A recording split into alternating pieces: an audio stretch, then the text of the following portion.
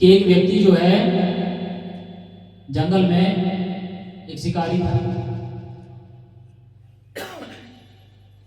और उसका निवास एक झोपड़ी में था। वो भी यही काम करता था, उसी में टॉयलेट, उसी में बाथरूम, वो झोपड़ी से बाहर ही नहीं निकलता।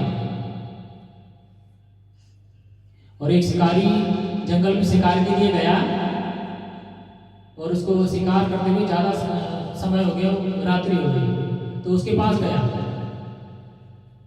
और उसने उसको रात्रि विश्राम के लिए स्थान मांगा। तो कहता मैं तुम्हें स्थान नहीं दे सकता। बार बार कहा तो कहता है तुम मेरी झोपड़ी में एक बार आ जाओ फिर जाओगे नहीं। बार बार इसी में तुम्हें अच्छा लगेगा।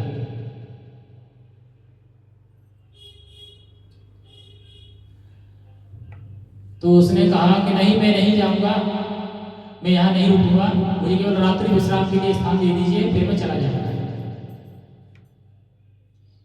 लेकिन उसने जो जंगल में निवास करने वाला जो शिकारी था उसने उसको स्थान दिया और वो उसमें रात भर रुका। सुबह होते ही उसको जाना था लेकिन वो नहीं गया।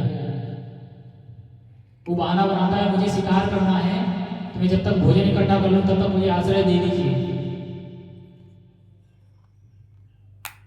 आगे परीक्षित महाराज को सुखदेव गोस्वामी बताते हैं कि उसको उस झोपड़ी में जो गंध थी वो इतनी अच्छी लग गई कि वहां से जाने ही नहीं चाह रहा। तो हम सब भी तो वही हैं, उसी झोपड़ी, माँ के घर में वही झोपड़ी तो है कि मुझसे निकलना ही नहीं चाह रहे बाहर, उसी में आनंद आ रहा है। बार बार उसी मलमूत्र की थैली में आते हैं, बाहर निकलते हैं, जीवन जीते हैं, मरते हैं, फिर आ जाते हैं उसी में, जाने ही नहीं चाहते वहां से।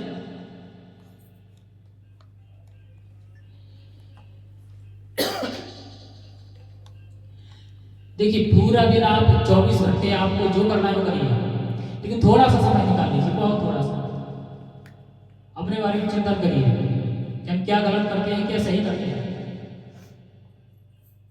जब हम अपने बारे में चिंतन करना प्रारंभ करेंगे तो हमारे अंदर परिवर्तन भी होगा और भगवान के बारे में जो बताया जाता है उसको ध्यान से सुनेंगे भी और उन्हें याद भी रहेगा।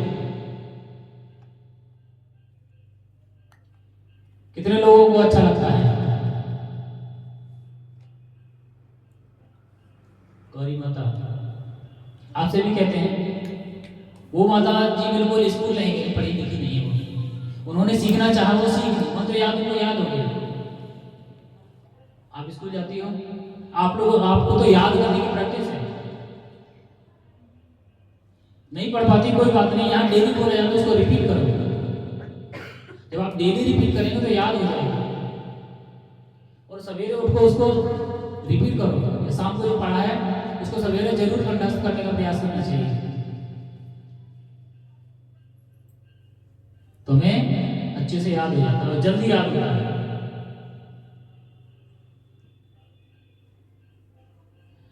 तो जो भगवान की सेवा में रहना चाहते हैं, सोचते हैं हमें भगवान की सेवा मिल जाए, तो पहले हमें अपना शुद्धिकरण तो करना चाहिए कम से कम। कोई कीचड़ में सड़ा हुआ व्यक्ति है, अगर आपके घर में घुसना चाहेगा आप घुसने देंगे? क्या कहेंगे पहले साफ हो गया तो हमारे घर में घुसना, तो भगवान का घर है, वहां कैसे मिल सकती हम पापमय कीचड़ में सड़े हुए रहेंगे। जब आप अपने घर में किसी को प्रवेश नहीं दे सकते तो वहां भगवान के धाम में कैसे आपको प्रवेश मिलेगा? कहने भर से कुछ नहीं होता है कि हम डीएम बनेंगे, उसके लिए आंखें खोलनी पड़ती हैं, समय नहीं देखा जाता है। जो अध्यापक जो हमें टारगेट देते हैं, जो भी लेसन देते हैं उसको तैयार करना पड़ता है। अगर हम नहीं तैयार करेंगे तो क्या होगा? एग्जाम में पास नहीं हो पाएंगे, फेल हो जाएंगे, या हमें जो रैंक चाहिए वो रैंक हमें नहीं मिलेगी।